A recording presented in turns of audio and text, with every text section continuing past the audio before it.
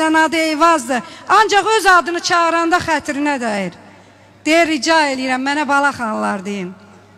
Bugün Balaxanlar sazı ilə, səsi ilə, avazı ilə saz sevərlərə qonaq gəlib.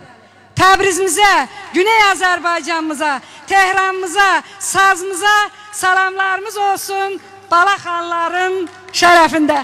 Bir yaxın gəl, bir yaxın gəl. Siz Allah bir-birinin duruşuna baxın.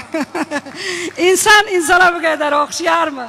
Xanların saçı, xanların boyu, xanların görünüşü, hətta oxumağında və ifalarında özünüz görərsiniz ki, xanlar bugün bizdən cismən aralanıb. Elə əslində ruhu ilə, avazı ilə, sazı ilə, səsi ilə bizim aramızdadır. Xoş gəlmişsiniz.